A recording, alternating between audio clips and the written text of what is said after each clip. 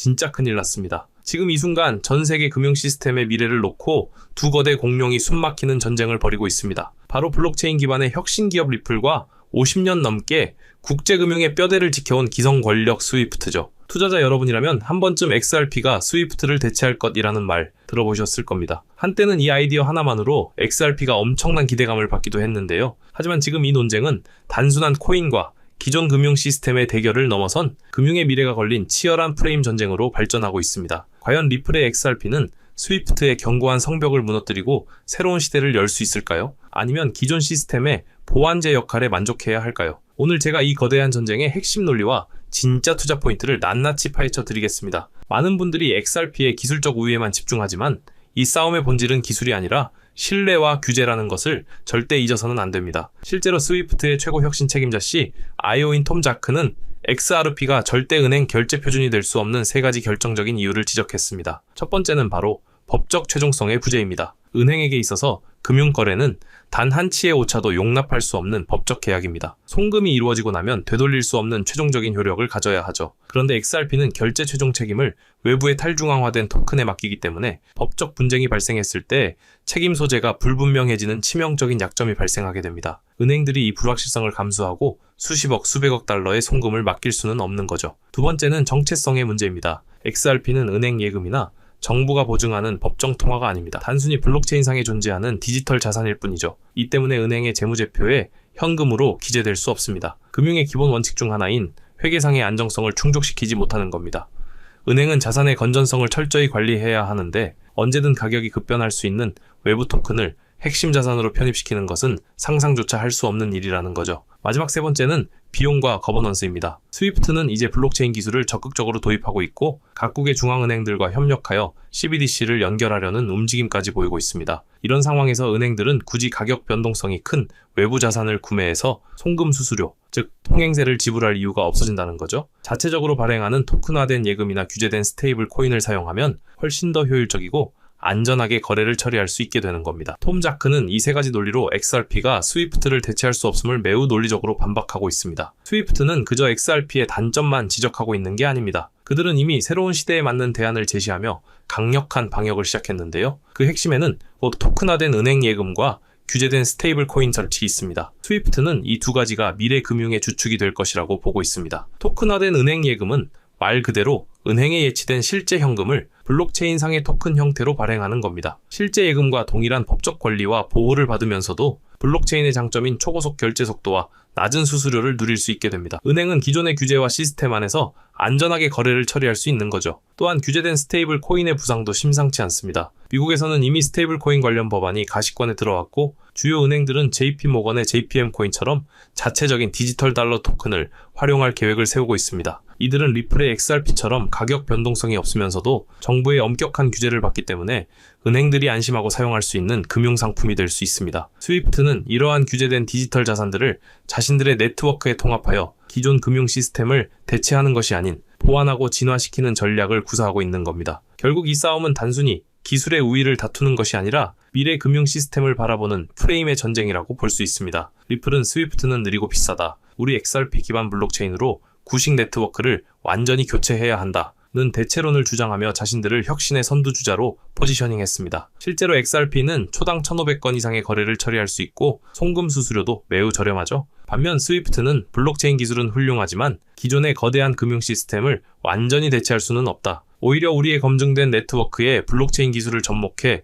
더욱 빠르고 효율적인 시스템을 만들 수 있다는 보완론을 펼치고 있습니다. 50년이 넘는 시간 동안 전 세계 11,000개 이상의 금융기관을 연결하며 쌓아온 신뢰와 네트워크 효과는 그 어떤 블록체인 프로젝트도 쉽게 따라잡을 수 없는 자산이죠. 이 두 가지 다른 프레임 속에서 누가 투자자들의 신뢰를 얻어 금융의 미래를 주도할 것인지가 판가름 나고 있습니다. 단순히 리플과 스위프트의 싸움이라고 생각하면 큰 오산입니다. 이 거대한 전쟁의 주역은 XRP, 토큰 예금, 그리고 규제된 스테이블 코인 세 가지라고 봐야 합니다. 이들의 특징을 비교해보면 각자의 강점과 약점이 극명하게 드러나는데요. 첫째, 결제 비용 및 유동성 측면에서 보면 XRP는 낮은 수수료와 빠른 전송 시간을 내세우고 있습니다. 하지만 XRP를 통해 송금할 경우 환전 과정에서 발생하는 환율 스프레드 비용이 존재할 수 있다는 단점이 있죠. 반면 토큰 예금이나 규제된 스테이블 코인은 은행 내부에서 발행되기 때문에 외부 토큰 수수료가 없고 초고속 결제가 가능합니다. 둘째, 법적 효력 및 최종성은 이 싸움의 가장 중요한 변수입니다. 토큰 예금은 은행의 실제 예금과 동일한 법적 권리와 보호를 받습니다. 거래의 법적 최종성이 완벽하게 보장되죠. 규제된 스테이블 코인 역시 발행 주체의 상환 의무가 명시되어 있어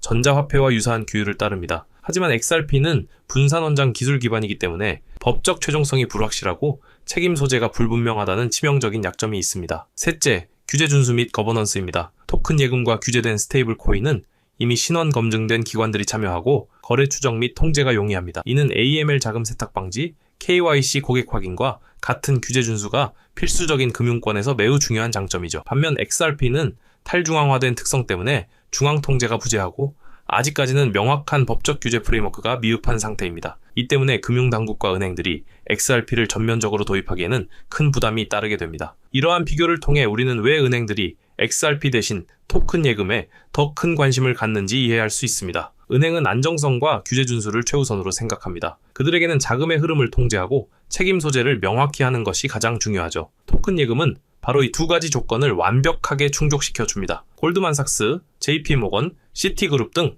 글로벌 주요 은행들은 이미 자체적인 토큰 예금이나 디지털 달러 토큰을 활용하는 파일럿 프로젝트를 진행하고 있습니다. 이는 굳이 XRP를 통해 유동성을 공급받을 필요 없이 자신들의 기존 시스템을 블록체인 기술로 업그레이드할 수 있다는 확신 때문이죠. XRP가 새로운 길을 제시했다면 토큰 예금은 기존의 길을 더 빠르게 닦는 역할을 하고 있는 겁니다. XRP가 넘어서야 할 가장 큰 난관은 바로 이 신뢰와 규제의 장벽, 그리고 이 장벽을 뛰어넘기 위해 등장한 새로운 경쟁자들이라는 사실을 명심해야 합니다. 스위프트는 여기서 멈추지 않고 전 세계 금융의 미래를 장악하기 위한 또 하나의 거대한 움직임을 시작했습니다. 바로 CBDC, 중앙은행 디지털 화폐 연결 프로젝트입니다. 각국 중앙은행이 발행하는 디지털 화폐인 CBDC는 법정 통화와 동일한 효력을 가지며 국가의 통제 아래 발행되고 유통됩니다. 스위프트는 이 CBDC를 기존의 10만 1000개가 넘는 금융기관 네트워크에 자연스럽게 연결하는 기술을 개발하고 있습니다. 이 프로젝트가 성공한다면 전 세계 중앙은행들이 발행하는 디지털 화폐들이 스위프트 네트워크를 통해 국경을 넘어 자유롭게 이동하게 될 겁니다. 이는 리플의 XRP가 국경 간 송금의 비효율성을 해결하기 위해 제시했던 핵심적인 비전을 스위프트가 공식적인 방식으로 구현하는 것이나 마찬가지입니다. 스위프트의 CBDC 연결 전략은 XRP와 같은 외부 자산의 필요성을 근본적으로 감소시키는 강력한 한 수가 될 수 있습니다. 그렇다면 리플은 이 거대한 공룡의 방역에 어떻게 대응하고 있을까요? 초기에는 스위프트의 완전한 대체를 외쳤지만 이제는 훨씬 더 현실적인 전략으로 선회하고 있는 듯 보입니다. 리플은 이제 자로 송금 시장 내의 특정 니치, 시장 공략과 더 기업용 블록체인 솔루션 제공에 집중하고 있습니다. 특히 개발도상국과 같이 기존 송금망이 낙후된 지역의 소액 송금 시장에서 XRP의 효용성은 여전하다는 평가가 많습니다. 또한 리플은 CBDC 발행에 필요한 기술을 중앙은행에 제공하거나 토큰화된 자산 관리를 위한 기업용 블록체인 솔루션을 판매하는 등 다양한 사업 모델을 모색하고 있습니다. 스위프트를 대체한다는 거대한 비전에서 스위프트와 공존하며 자신들만의 영역을 구축한다는 현실적인 전략으로 전환하고 있는 거죠.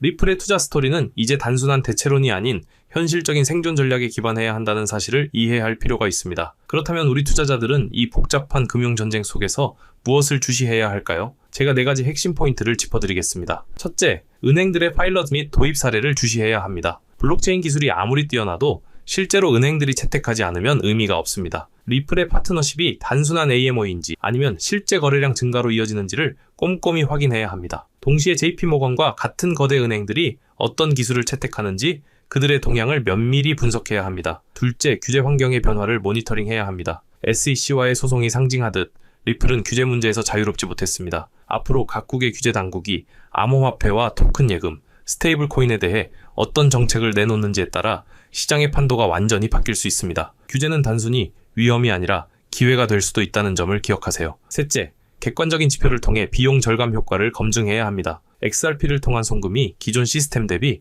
얼마나 더 비용 효율적인지, 그 차이가 실제 기업들의 재무제표에 유의미한 영향을 미칠 정도인지 확인해야 합니다. 단순한 빠르고 싸다는 구호가 아닌 데이터를 기반으로 한 분석이 필요합니다. 넷째, 네트워크 거버넌스와 협력 구조 변화를 주시해야 합니다. 스위프트가 블록체인 기술 통합을 위해 은행들과 어떤 컨소시엄을 결성하고 어떤 기술을 도입하는지 그 동향을 살펴봐야 합니다. 결국 금융은 신뢰의 네트워크이고 이 네트워크를 누가 장악하는지에 따라 승패가 갈리기 때문입니다. 결론적으로 미래 금융의 승자는 XRP와 스위프트 중 하나가 아닌 규제안의 안정성과 블록체인의 효율성을 모두 갖추는 시스템이 될 가능성이 매우 높습니다. 리플의 XRP는 초기 혁신적인 비전으로 전 세계 블록체인의 가능성을 알렸지만 이제는 스위프트가 제시하는 토큰 예금과 규제된 스테이블 코인이라는 강력한 경쟁자들을 마주하게 된 겁니다. 우리는 단순한 코인 투자자가 아니라 이 거대한 금융 시스템의 변화를 읽어내는 투자자가 되어야 합니다. 리플이 초기 비전을 현실적인 생존 전략으로 바꾸고 있듯이 우리 역시 감정적인 믿음이 아닌 냉철한 데이터와 논리에 기반한 투자를 해야 한다는 겁니다. 이 싸움의 승패는 결국 누가 은행과 규제 당국의 신뢰를 얻고 기존 시스템과의 조화를 이뤄낼 수 있느냐에 달려있다는 것을 명심하시길 바랍니다. 오늘 준비한 소식은 여기까지입니다. 오늘 영상 유익하셨다면 구독과 좋아요 한 번씩 부탁드리고요. 저는 다음에 더 좋은 정보와 소식으로 찾아뵙겠습니다. 여러분의 성공적인 투자를 기원합니다. 감사합니다.